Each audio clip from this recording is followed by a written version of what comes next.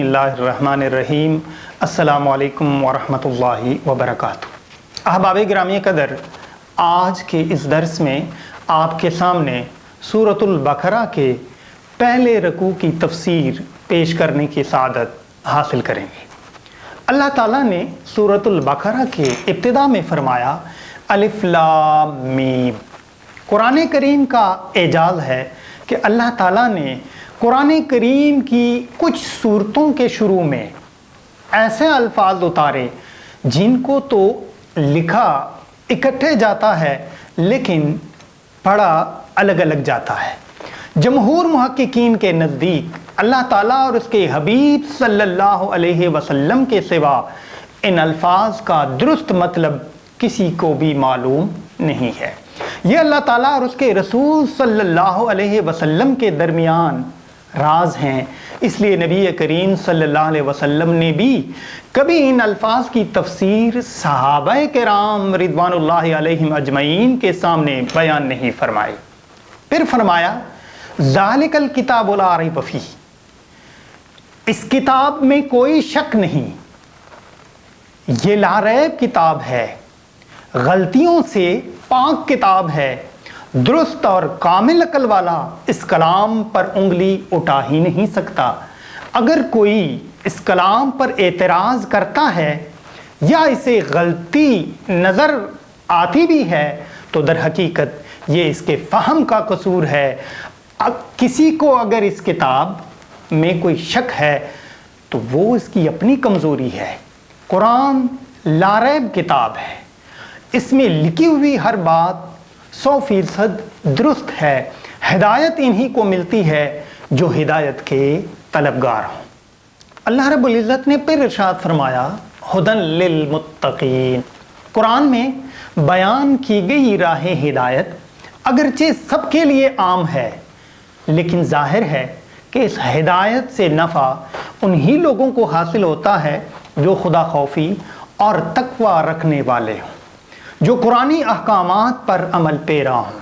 इसलिए फरमाया ये डर और तकवा रखने वालों के लिए हिदायत है।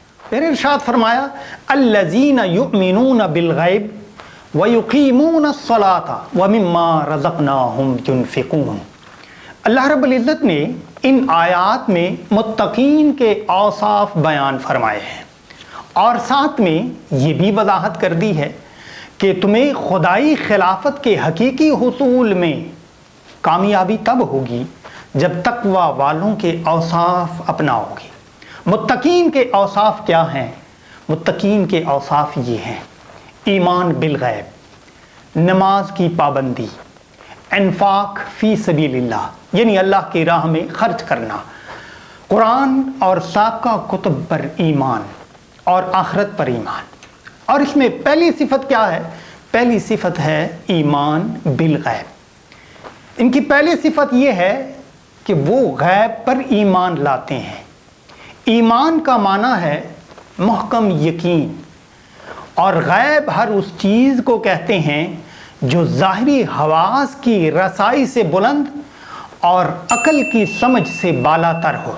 मसलन वही, फरिश्ते, क़यामत, जन्नत और दोज़ख और ख़ुद ज़ाते इलाही, ये सब ऐसी चीज़ें हैं जो ना आँखों से देखी जा सकती हैं और ना अकल से समझी जा सकती हैं।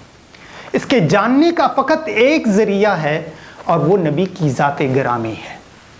उसकी ज़बान हक़ तर्जमान से जो कुछ निकले इस पर इंसान मुहकम यकीन रखते हैं। इसलिए ईमान बिल गैब को तकवा की अव्वलीन शर्त करार दिया गया है। इन चीज़ों के अलावा शरीयत इस्लामिया के वो अहकाम जिनकी हिकमतों के समझने से इंसानी अकल कासिर रहती है, या वो इरशादात जो उसके ज़ाती मफाद या इसके ग्रोही और महदूद वतनी मुनाफा के ख़िलाफ़ होते हैं, तो ऐसे हुक्मों को तस्लीम करना भी ईमान बिल गैब में दाखिल है। यानी नबी की बताई हुई हर चीज़ को सच्चा जाने और नबी के इरशादात के मुफीद और नफ़ामंद होने اسے اس درجہ یقین ہو کہ ان تمام رکاوٹوں کے باوجود وہ اس کو عملی جامہ پہنانے پر آمادہ ہو۔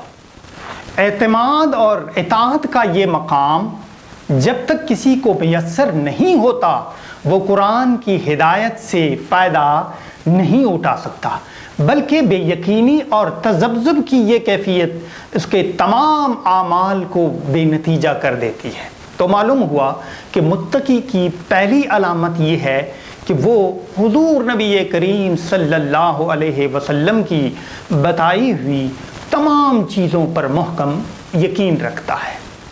دوسری صفت کیا ہے؟ دوسری صفت ہے نماز کی پابندی۔ یہ متقین کی دوسری صفت یعنی نماز قائم کرنا ہے۔ قرآن حکیم میں یہ حکم کہیں نہیں کہ نماز پڑھا کرو، بلکہ جب بھی فرمایا تو یہی فرمایا کہ وَأَقِیمُوا الصَّلَاةَ، نماز قائم کرو۔ نماز قائم کرنے کا مطلب یہ ہے کہ نماز کو تمام ظاہری حقوق اور باطنی حقوق کے ساتھ ادا کرو۔ نماز کے ظاہری حقوق تو یہ ہیں کہ سنت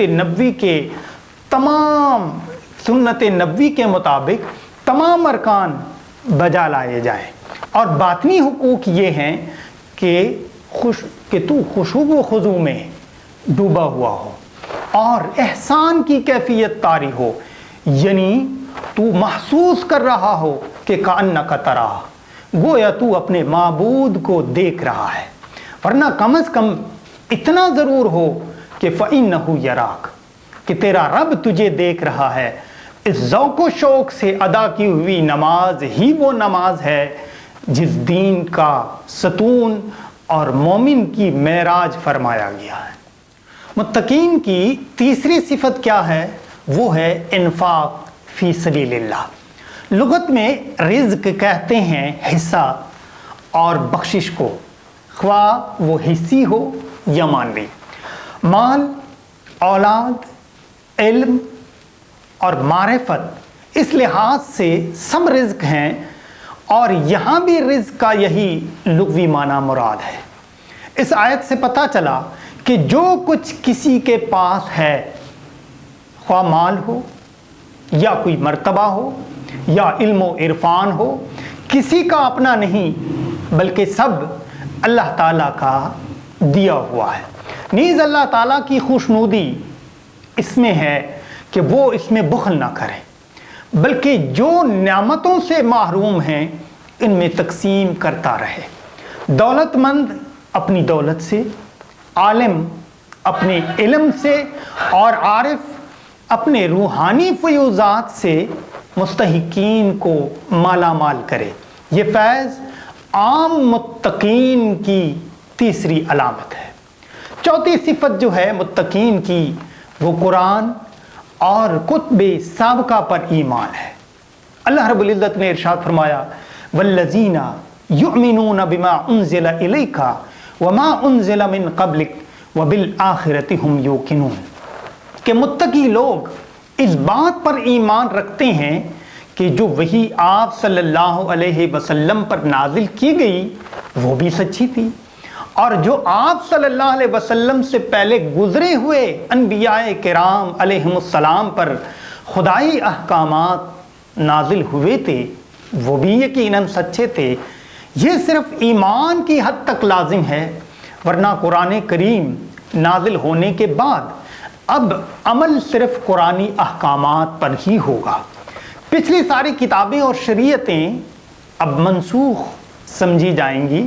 اس آیت میں حضور صلی اللہ علیہ وسلم کی ختم نبوت کی واضح دلیل بھی ہے، کیونکہ وہی جس پر ایمان لانا ضروری ہے وہ یا تو حضور نبی کریم صلی اللہ علیہ وسلم سے پہلے اگر نبوت کا سلسلہ جاری ہوتا تو حضور نبی کریم صلی اللہ علیہ وسلم کے بعد بھی وہی نازل ہوتی اور اس پر ایمان لانا ضروری ہوتا۔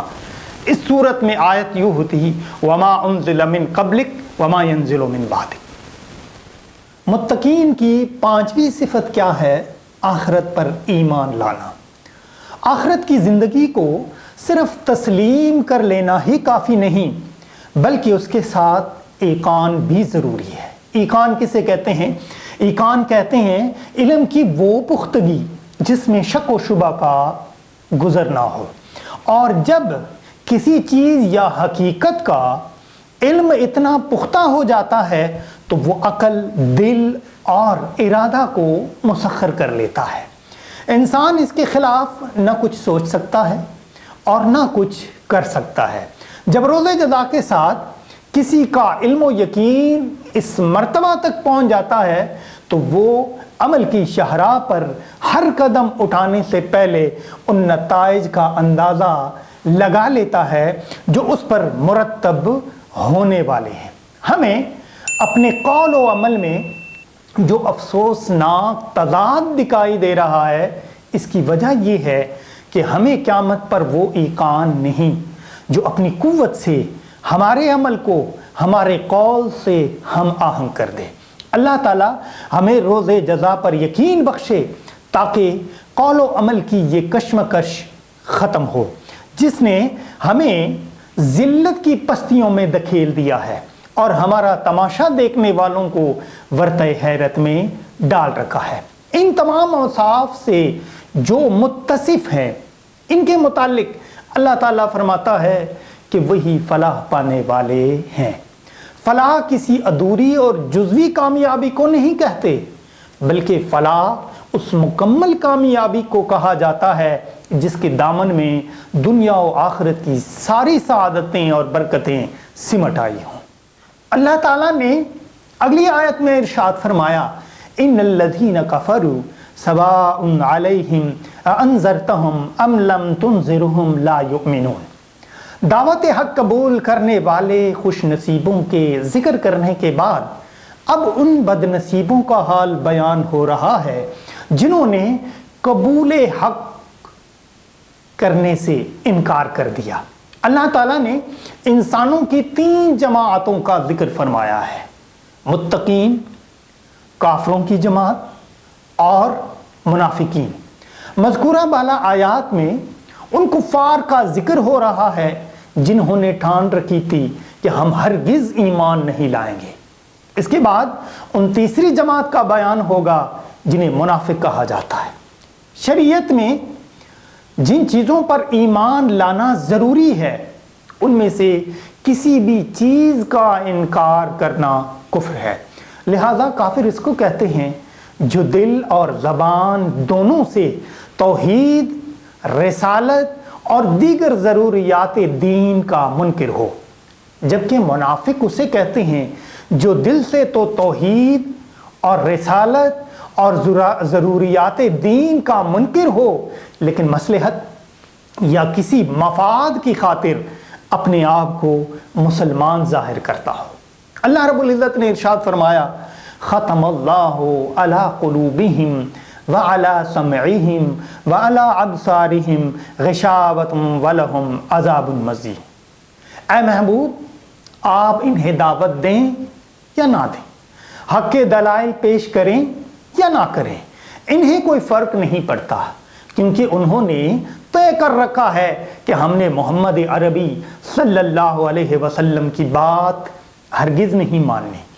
انہیں کی ضد اور ہٹ درمی کے نتیجے میں اللہ نے بھی ان کے دلوں پر مہر لگا رکھی ہے، ان کے دلوں اور کانوں پر مہر لگا دی اور آنکھوں پر پردے ڈال دیے، اور اب ان میں قبول حق کی صلاحیت ہی ختم ہو گئی ہے، اب ان سے اصلاح کی توقع رکھنا عبث ہے۔ اللہ تعالیٰ نے اس آیت میں کفار کی کیفیت تو بیان فرمائی، لیکن نبی کریم صلی اللہ علیہ وسلم کو تبلیغ سے منع نہیں فرمایا۔ معلوم ہوا کہ ہر مصلح اور دائی کو اپنے حصے کا کام کرتے ہی رہنا چاہیے، اسے اپنی محنت کا اجر و ثواب ضرور ملے گا، البتہ ہدایت کس کے نصیب میں ہے اور کس کے نصیب میں نہیں، یہ معاملہ اللہ کے علم میں ہے۔ اللہ تعالی ہمیں حسن عمل کی توفیق عطا فرمائے۔ انشاءاللہ ہم اگلے درس میں دوسرے سورۃ البقرہ کے دوسرے رکوع کی تفسیر آپ کے سامنے پیش کرنے کی سعادت حاصل کریں گے، اور آپ سب سے ایک التجا بھی ہے، ایک سوال بھی ہے کہ جو بھی اس درس میں آپ کو کوئی سوال یا کوئی بھی ایسی چیز نظر آئے تو ضرور ہمیں کمنٹس میں مطلع کیجئے گا۔ اللہ تعالی ہم سب کا حامی و ناصر ہو۔ وما علینا الا البلاغ المبین۔